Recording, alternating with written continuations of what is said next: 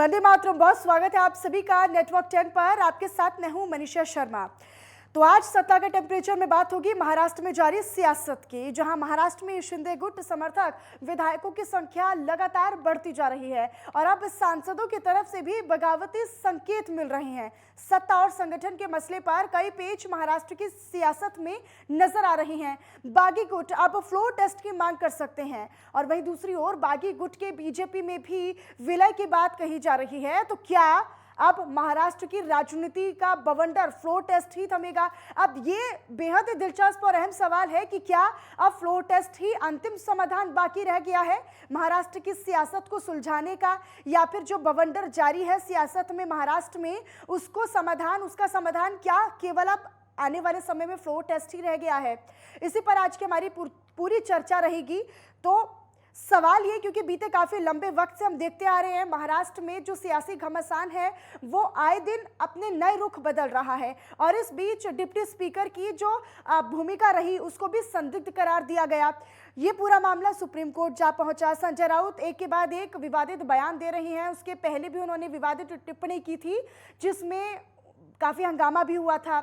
लेकिन सवाल ये है कि अब क्या आने वाले समय में फ्लोर टेस्ट ही एकमात्र समाधान रह गया है राजनीति में महाराष्ट्र की जो सियासत है उसको थमाने का? कहीं ना कहीं अब जो फॉर्मूले हैं, क्या कुछ ऑप्शन रहेंगे, क्या कुछ स्कोप रहेगा, क्या सरकार बचाने का अभी भी कोई स्कोप है आने वाले वक्त में? ये तमाम वो सवाल हैं जो आज हर किसी के मन में उठ रहे होंगे। जो जिस तरीके से महाराष्ट्र की सियासत में उठापटक का दौर जारी है बीते काफ़ी लंबे वक्त से, क्योंकि जो बागी गुट है और शिंदे गुट है वो गुवाहाटी से वापस लौटने का नाम नहीं ले रहे हैं। लेकिन इसी बीच जो डिप्टी स्पीकर ने अपनी भूमिका निभाई, जो सवाल या निशान खड़े किए, निलंबन की कार्रवाई की बागी विधायकों को नोटिस भेजकर, क्या उसकी भी भूमिका संदिग्ध है? इस तरह के तमाम वो सवाल खड़े होते हैं। उद्धव सरकार अपने पक्ष को मजबूत बनाने का काम कर रही है और अपने पक्ष को मजबूत बता भी रही है। कहीं ना कहीं ये भी समझा जाए कि क्या बागी विधायकों में अभी भी उद्धव ठाकरे का जो प्रभाव है, वो जो सख्ती थी वो देखने को मिल रही है? क्या वो जो प्रभाव है वो अब भी उन बागी विधायकों में देखने को मिल रहा है? क्या यही वजह है कि वो वापस लौट नहीं रहे हैं? और क्या फ्लोर टेस्ट ही आने वाले समय में इस पूरी सियासत का जो समाधान है वो रहेगा? तो ये तमाम वो सवाल हैं जिन पर सभी की नजरें बनी रहेंगी। लेकिन सवाल ये कि अब शिंदे क्या उद्धव ठाकरे पर हावी हो रहे हैं, क्योंकि दो गुटों में शिवसेना जो है वो बढ़ चुकी है। दो खेमे अब बन चुके हैं शिवसेना के। एक तरफ शिंदे गुट है तो दूसरी तरफ ठाकरे गुट है। अब उद्धव ठाकरे का प्रभाव क्या शिंदे गुट पर ज्यादा पड़ता नजर आ रहा है? क्या महाराष्ट्र की सियासत में उद्धव सरकार ज्यादा हावी होती नजर आ रही है? अगर हम शिंदे की बात करते हैं, शिंदे गुट की बात करते हैं उद्धव का, अब आगे क्या कदम होगा? कुर्सी का संघर्ष फ्लोर पर आएगा? ये भी सवाल रहेगा। इसके अलावा कई और सवाल हैं जो आज सभी के जहन में उठ रहे हैं।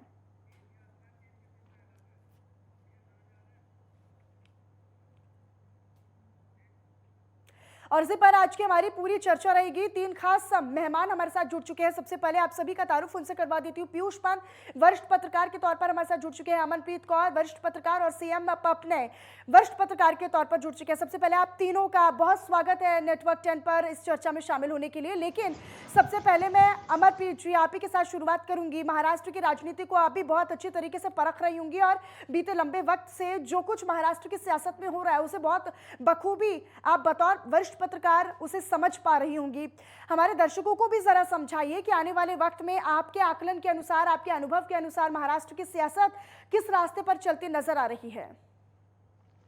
देखिए, पिछले हफ्ते से जब से एकनाथ शिंदे जो अपनी टीम को लेके पहले सूरत गए हैं, सूरत से वो फ्लाई करके गुवाहाटी पहुंचे हैं, ये जो पूरी प्लानिंग चल रही है, सूत्र तो ऐसा भी कहते हैं कि ये एकदम से प्लान नहीं हुआ है। ये 1.5 साल से चल रहा था, क्योंकि जब से देवेंद्र फडणवीस की सरकार, आपको याद होगा, सुबह सुबह बन गई थी, सुबह सुबह सीएम बना दिया गया था भाजपा की तरफ से और अजित पवार को डिप्टी सीएम बना दिया गया था।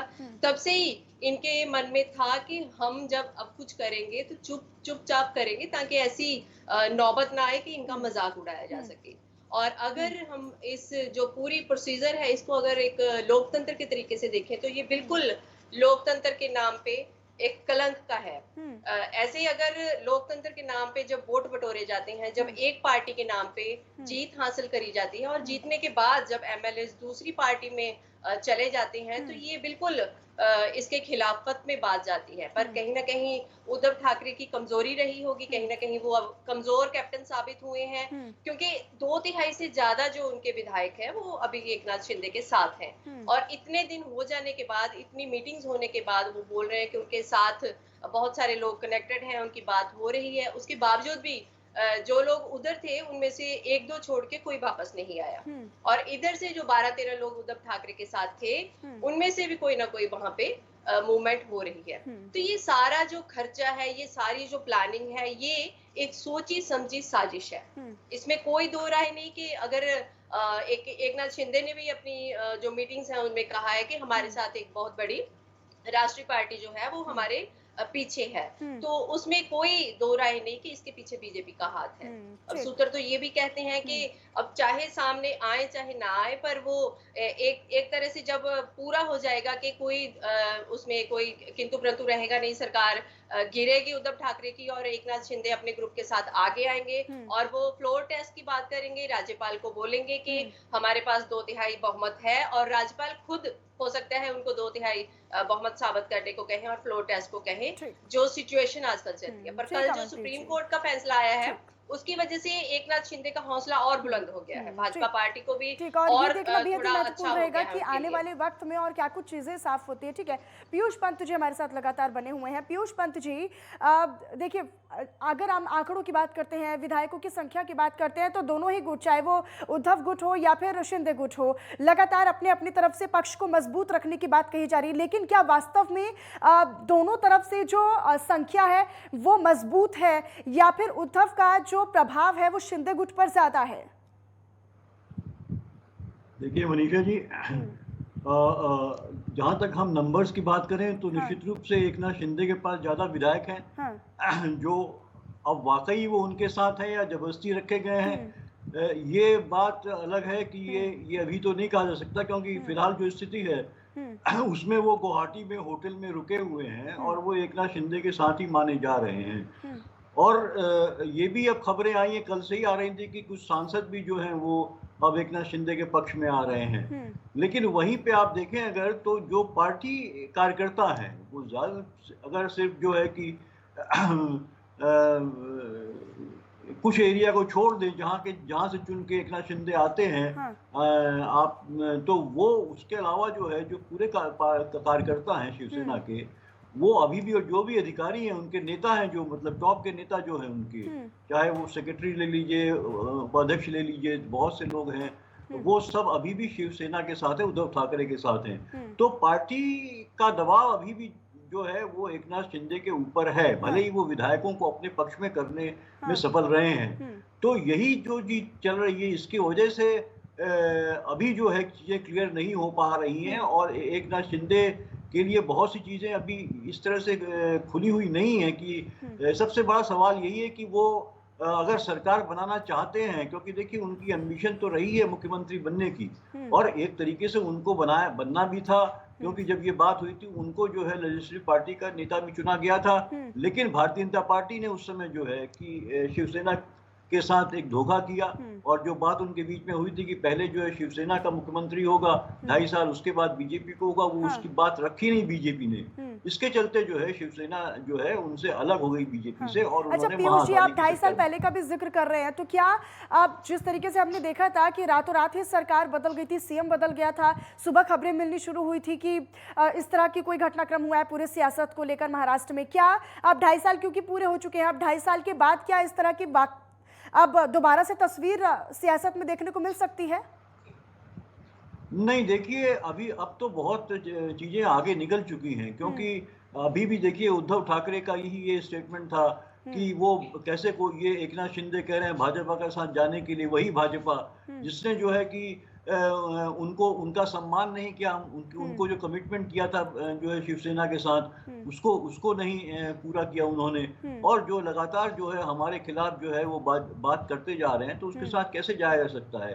तो ये अब तो वो रास्ता मुझे नहीं दिखाई देता है कि उद्धव ठाकरे कहीं जो है भाजपा के साथ वो जाना चाहेंगे, क्योंकि एकनाथ शिंदे तो यही उनसे कह रहे हैं कि आप आ जाइए और हम लोग मिलकर सरकार बनाते हैं भाजपा के साथ, क्योंकि हमारा जो है मूलतः तो हम एक ही विचारधारा के लोग हैं, हिंदुत्व विचारधारा के लोग हैं, और हम साथ साथ चुनाव लड़ते रहे हैं। लेकिन वहीं चूंकि शिवसेना के को ये लगता है कि, और उद्धव ठाकरे को ये लगा कि जो है कि अगर हम इसी तरह चलते रहे तो हमारे साथ जो ट्रीटमेंट हो रहा है, हमें कभी मौका नहीं मिलेगा कि शिवसेना का मुख्यमंत्री बने, और ये कमिटमेंट के बाद अगर धोखा दिया है तो निश्चित रूप से वो एक ऐसा बिंदु है जहां पे कि मिलना मुश्किल है।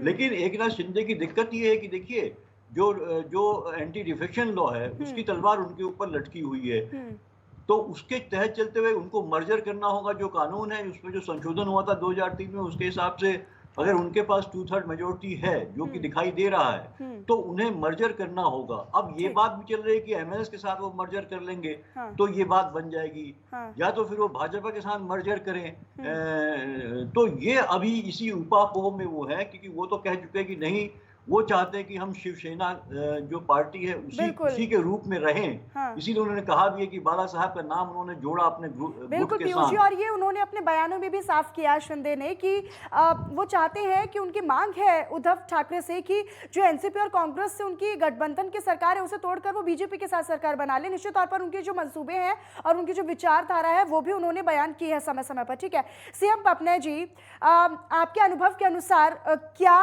एकमात्र अब जो समाधान है, सियासत जो घमासान चल रहा है महाराष्ट्र में, सियासी घमासान, उसका एकमात्र समाधान अब फ्लोर टेस्ट रह गया है?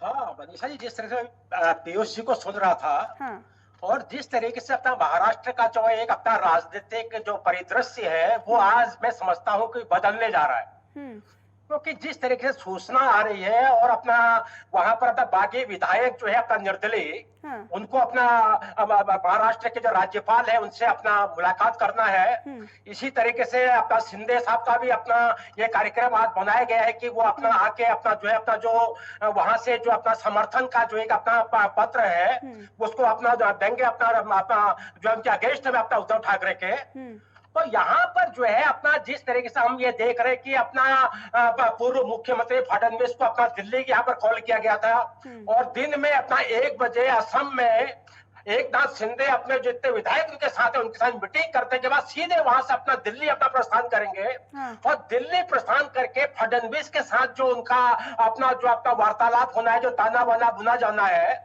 तो उसमें मैं समझता हूँ कि यहाँ पर जो है एक नया मोड़ यहाँ पर अपना आ सकता है।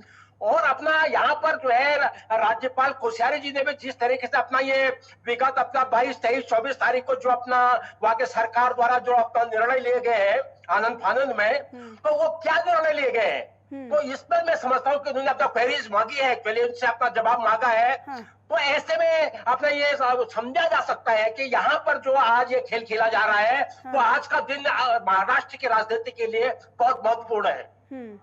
ठीक, अमनप्रीत जी, जिस तरीके से आप बता भी रही थी कि किस तरीके से निश्चित तौर पर इसके उनके जो संकेत है वो बीजेपी की तरफ जा रहे हैं, लेकिन क्या उसका प्रभाव, क्योंकि राजनीति जिस तरीके से बदल रही है, बीते काफ़ी लंबे वक्त से हमने देखा कि महाराष्ट्र की जो राजनीति है वो पूरी तरीके से बदल चुकी है। कहाँ शिवसेना अपने आप को एक मजबूत पक्ष के तौर पर रखती थी, लेकिन अब दोनों खेमों में बढ़ चुकी है।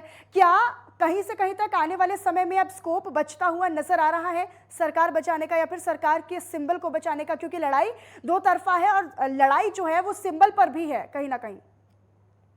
देखिए, अगर शिवसेना की बात करें तो शिवसेना बाल ठाकरे के टाइम से ही हमेशा तत्पर रही है अपनी राजनीति में, चाहे वो डायरेक्टली हो चाहे वो इनडायरेक्टली हो। आज से पहले कभी भी वो इलेक्शन द्वारा इलेक्टेड नहीं हुए हैं, कभी उन्होंने विधानसभा का चुनाव नहीं लड़ा था। ये पहली बार है कि शिवसेना में से बाल ठाकरे की फैमिली में से कोई विधायक बना है और उन्होंने सरकार बनाई है। पर कहीं ना कहीं शुरू से ही, जब से शिवसेना बनाई गई है, बाल ठाकरे का प्रभाव पूरे देश में इतना रहता था कि उनका जो रिमोट कंट्रोल जो सरकारों का होता है, चाहे वो स्टेट गवर्नमेंट हो चाहे वो सेंट्रल गवर्नमेंट हो, वो बाला ठाकरे के पास रहता था।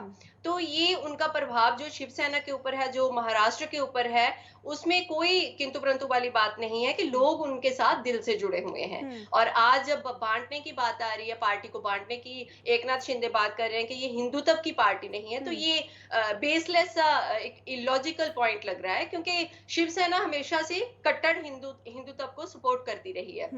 और पूरे देश में ये है कि शिवसेना जो है वो कट्टरता के साथ हिंदुत्व को फॉलो करती है। तो आज एकनाथ शिंदे का ये कहना है कि वो वैसे तो बाला साहब के साथ हैं, अब उद्धव ठाकरे को नहीं सपोर्ट करेंगे क्योंकि उद्धव ठाकरे एनसीपी के साथ, कांग्रेस के साथ मिल गया है और वो हिंदुत्व को सपोर्ट करते हैं। बाला साहब ठाकरे इस बात को अच्छा नहीं समझते थे, इसलिए वो कहीं ना कहीं उनके मन में डर है। उनको पता है कि अगर वो बाला साहब का नाम हटाएंगे, अगर वो ऐसा प्रतीत हुआ लोगों को कि ये शिवसेना को छोड़ के चले गए हैं, तो लोग उनको सपोर्ट करना बंद कर देंगे और लोग उनको बुरी नजर से देखेंगे। तो उनका गुवाहाटी से, देखो गुवाहाटी में रह के वो सरकार ना बना सकते हैं ना चला सकते हैं। अगर उनको सरकार में आना है तो उनको महाराष्ट्र में तो आना ही पड़ेगा। बिल्कुल। तो और महाराष्ट्र में जो शिवसैनिक है कि आखिरकार वो कब तक गुवाहाटी रहेंगे? अगर आपको अपने पक्ष को मजबूत रखना है या फिर आपको अपने दावों पर खड़े उतरना है तो आपको उस राज्य में तो वापसी करनी ही पड़ेगी, लेकिन कब तक आप गुवाहाटी रहेंगे? ठीक है पीयूष पंत जी, देखिए राउत जो है, संजय राउत बड़े नेता हैं और बड़े हुए नेता हैं शिवसेना के, लेकिन उनकी तरफ से एक बयान सामने आया था जिसमें उन्होंने जिंदा लाश का शब्द का प्रयोग किया था बागी विधायकों के लिए। ये कितना हद तक सही होता है जब आप ऑलरेडी किसी पार्टी के सिंबल को बचाने की कोशिश में हैं, लेकिन आप ही की पार्टी के कुछ बड़े नेता इस तरह के विवादित बयान देते हैं जिन पर हंगामे भी होते हैं? क्या इसका असर राजनीति पर या फिर उस पार्टी पर नहीं पड़ता? देखिए निश्चित रूप से पड़ता है। हाँ। और इस तरह के बयान नहीं देने चाहिए, ये गैर जिम्मेदाराना बयान है। आपका जितना भी विरोध हो, आपको जितना भी असंतोष हो, आपको लगा कि आपके साथ धोखा किया गया है, लेकिन फिर भी जो है आपको एक संयत भाषा का इस्तेमाल करना चाहिए, ये बहुत जरूरी है। और वैसे भी संजय राउत जो है वो ये माना जाता है, मतलब ये देखा जाता है कि वो मतलब लगातार इस तरह की भाषा का इस्तेमाल करते हैं और बहुत गैर जिम्मेदाराना जो वक्तव्य वो देते रहे हैं। लेकिन ये जो वक्तव्य उन्होंने दिया था कि जो है लाशें आएंगी और उसका जो है पोस्टमार्टम होगा विधानसभा में, तो ये सब चीजें, इस तरह की भाषा बिल्कुल नहीं करनी चाहिए। ये उनके खिलाफ ही जाएगा। जो मामला है पूरा का पूरा, मतलब राजनीतिक रूप से खिलाफ जाएगा, क्योंकि लोगों को ये पसंद नहीं होता आप इस तरह की भाषा का इस्तेमाल करें। तो इसमें उनको बिल्कुल निश्चित रूप से एक संयम बरतना चाहिए और इस तरह की भाषा का इस्तेमाल नहीं कीजिए। देखिए कोशिश दोनों तरफ से लगी हुई है कि सरकार, एक तरफ से सरकार बचाने की, एक तरफ से सरकार बनाने की।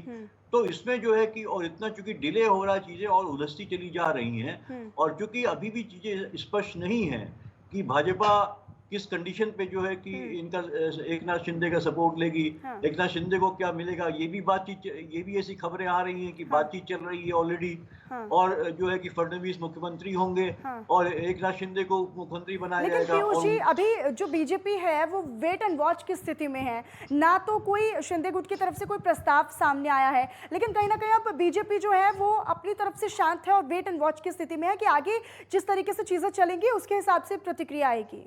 देखिए वो इसका कारण भी ये है कि अभी एकनाथ शिंदे ये मन नहीं बना पाए हैं कि वो भाजपा में मर्जर करेंगे, और जो एंटी डिफेक्शन लॉ है उसके हिसाब से आपको जो है कि 2/3 जो अगर आपके पास मेजोरिटी है तो आपको मर्ज करना ही करना होगा किसी न किसी पार्टी में। आप जो है अलग तरीके से नहीं काम कर सकते, या तो पहले जो प्रावधान था उसके तहत आपका गुट उसी पार्टी में जिसके आप सदस्य थे रह सकता था, लेकिन एक अलग गुट के रूप में। लेकिन 2003 में जो अमेंडमेंट किया गया उसके हिसाब से अब आप जो है कि 2/3 अगर मेजोरिटी आपके पास है विधायकों के आपके साथ हैं तो आप पे एंटी डिफेक्शन लागू नहीं होगा।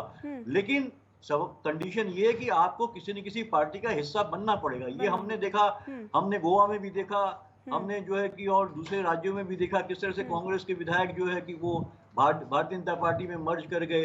हमने नॉर्थ ईस्ट के राज्य में भी देखा किस तरह से वहाँ की सिक्किम की जो पार्टी थी, एक सिक्किम डेमोक्रेटिक पार्टी, उसके जो विधायक थे पूरे के पूरे जो है वो जो 2/3 विधायक जाके भाजपा में शामिल हो गए थे पूरी तरीके से, ताकि डिस्क्वालीफाई न हो पाए। तो ये मर्जर वाली जो बात है, ये सबसे बड़ा सवाल इस समय एकनाथ शिंदे के सामने है। इसीलिए जब अब MNS के चीफ राज ठाकरे जब अभी अस्पताल से लौट के आए तो उनका स्टेटमेंट आया, वो थोड़े एक्टिव हुए हैं। तो ये भी चल रही खबर कि शायद MNS के साथ मर्जर हो जाएगा शिंदे का, और उस कंडीशन में वो है भारतीय जनता पार्टी को सपोर्ट देंगे और उनके साथ मिलकर सरकार बनाएंगे। कहीं ना तो कहीं जो एमएलसी के चुनाव हुए महाराष्ट्र में, उससे कहीं ना कहीं जिस तरीके से बीजेपी के हाथ वो सफलता हासिल हुई, जो सीटें बीजेपी ने जीती, उससे और आश्वस्त हो गई है बीजेपी के आने वाले समय में कहीं ना कहीं स्कोप है। ठीक है पीयूष जी, सीएम पत्नी जी जिस तरीके से हम देखते आ रहे हैं कि संजय राउत की तरफ वो विवादित बयान दिए जाते हैं, लेकिन अगर हम उद्धव ठाकरे की बात करते हैं तो वो इस तरह की बातें नहीं कर रहे हैं। उद्धव ठाकरे बैठकें बुला रहे हैं, उनकी बैठकों में कितना अगर हम उनकी बैठकों को लेकर महत्वपूर्णता की बात करें तो कितनी महत्वपूर्ण है, और आखिरकार अभी तक उस चीज़ का समाधान क्यों नहीं निकल पाया? क्योंकि बीते काफ़ी लंबे वक्त से हम देख पा रहे हैं कि जो बागी विधायक हैं वो गुवाहाटी में हैं, लेकिन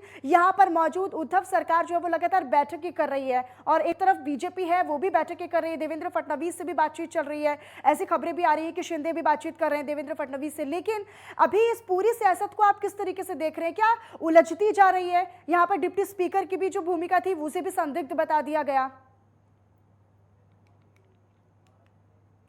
बदीशा जी, बिल्कुल आपका सवाल बिल्कुल सटीक है। जिस तरह से आपने मीटिंगों के दौर का आपने बात किया है, आज 2:30 बजे अपना जो है अपना उद्धव ठाकरे ने अपना मीटिंग रखी है, और जिस तरीके से आपने कहा कि इससे पहले भी अपना संयम बरतते रहे हैं, अपना जो है जो उनका अंदरूनी अपना खेल चल रहा है अखिलेश शिवसेना का, उन्होंने सबसे पहले विधायकों की ओर ध्यान न देके अपने जड़ की ओर ध्यान दिया है। क्योंकि इससे पहले जो अपना शिवसेना की जो स्टेटमेंट आई है, चाहे संजय राउत की स्टेटमेंट आई है कि आप फूल पत्ते आप ले जाएं, लेकिन आप उस जड़ को नहीं खोद सकते हैं, इतनी बात है। तो अपना उद्धव ठाकरे ने सबसे पहले जो अपना पूरा अपना एक अपना पकड़ मजबूत रखी है, वो अपना जो उनके अपना पार्टी के कार्यकर्ता है अपने ग्रामीण क्षेत्र में, शहरी क्षेत्र में उनकी मीटिंगें कॉल करके जिस तरीके उन्होंने अपना एक विश्वास प्राप्त किया है के लिए, और जिस तरीके उन्हें इकट्ठा किया गया है के बात है, तो उनकी एक महत्वपूर्ण भूमिका रही है शिवसेना के हित में के बात है। तो यहाँ पर किस तरीके से ये पूरा एक भारी जनमानस जो है शिवसेना के लिए उमड़ पाएगा, क्योंकि जिस तरीके से अभी बीच बीच में कहा भी गया है, कटाक्ष कसे गए हैं कि अगर ये जो विधायक अपना असम में बैठे वो अपना महाराष्ट्र में आए तो उसके बाद उन्हें पता चलेगा कि वो कहाँ है, एक्चुअली बात क्या है। और उसके बाद जिस तरीके से सुप्रीम कोर्ट के अंदर अपना जिस तरीके से अपना कहा गया है कि भाई उन विधायकों को तो सुरक्षा दी जाए, और अपना राज्यपाल की ओर से अपना पूरा आश्वासन दिया गया है कि उनको पूरी अपना सुरक्षा दी जाएगी, तो यहाँ पर एक्चुअली जिस तरीके से एक राजनीतिक अपना एक दांवपेच यहाँ पर चल रहा है, एक्चुअली बात यह है, और एक डर का माहौल अपना पैदा किया जा रहा है। और डर के माहौल की अगर हम मनीषा जी बात करते हैं, तो यहाँ पर संजय राउत को जिस तरीके से ईडी का समन दिया गया, उनको आज सम्मिलित होने के लिए बोला गया, और संजय राउत ने कहा कि नहीं मैं तो एक मीटिंग में जा रहा हूँ, मुझे आज समय नहीं है, और वो एक जनमानस को जो है भारी जनमानस को वो आज अपना संबोधित करने वाले हैं। तो यहाँ पर समझा जा सकता है कि शिवसेना किस तरीके से अपने सपोर्टर के माध्यम से, जनमानस के माध्यम से जो है ये सियासत को जवाब देना चाहते हैं। ठीक है अमनप्रीत जी, किस तरीके से आप देख रहे हैं महाराष्ट्र की सियासत को? क्योंकि दिन प्रतिदिन हम देख रहे हैं कि कुछ नई चीज़ें सामने आ रही हैं, कुछ नया मोड़ लेती नजर आ रही है, और बीते लंबे वक्त से जिस तरीके से ये जो सियासी घमासान है वो शुरू हुआ, शिंदे गुट जो है वो बाकी हुए, किस तरीके से आप देख रहे हैं आने वाले वक्त में किस तरीके से इसका समाधान भी हो सकता है? कितनी उलझती हुई महाराष्ट्र की सियासत अब आपको समझ में आ रही है? देखिए, एकनाथ शिंदे की अगर हम बात करें, वो 11वीं पास है, और आज उनके पास चल और अचल जायदाद की बात करें तो 11 करोड़ से भी ज्यादा संपत्ति के मालिक हैं वो, और उनके ऊपर 4 करोड़ का कम से कम कर्जा है। और अगर हम देखें कि वो अगर 50 से 60 कमरे उन्होंने रेडिसन ब्लू असम गुवाहाटी में बुक कराए हुए हैं 30 तारीख तक, तो ये सारा खर्चा अगर हम देखें तो कहाँ से आ रहा है? तो उनका ये कहना है कि नेशनल पार्टी उनके पीछे है, तो कहीं ना कहीं ये सारे खर्चे जो एक जो विधायक है वो प्राइवेट जेट में जा रहा है, और एक बार का सूरत से या फिर सूरत से गुवाहाटी का अगर एक वन टाइम अगर हम खर्चा देखें तो कम से कम 19-20 लाख का जेट का, प्राइवेट जेट का खर्चा आ जाता है। तो एक विधायक को एक बार लेके प्राइवेट जेट उड़ रहा है। तो ये सारे जो खर्चे हैं, ये जो सारे एक्सपेंडिचर हैं, अगर देखा जाए कौन पूरे कर रहा है? अगर उनके पीछे कोई नेशनल पार्टी एक बड़ी सपोर्ट के रूप में ना हो तो ऐसा संभव नहीं है। एकनाथ शिंदे के खाली उनके दिमाग से ये सारी बातें संभव होनी मुश्किल मुश्किल सी लगती हैं, क्योंकि उनके साथ कोई ऐसा नहीं है कि ज्योतिराव सिंधिया आ गए थे 20-22 विधायक लेके, तो ये तो उनसे भी डबल है। अगर 2/3 विधायक सरकार के चलते हुए उद्धव ठाकरे की देखरेख में, संजय राउत की देखरेख में वो लेके चले गए हैं, उड़ गए हैं गुवाहाटी में, तो ये कहीं ना कहीं प्लानिंग प्लॉटिंग निरसंदेह बहुत देर से हो रही होगी। पर देखना यही है कि जैसे कर्नाटक में हुआ और जैसे मध्य प्रदेश में हुआ, वैसा ही अभी वही खेल, शह और मात का खेल अभी महाराष्ट्र में होने जा रहा है। पर ये लोकतंत्र के लिए खतरा है।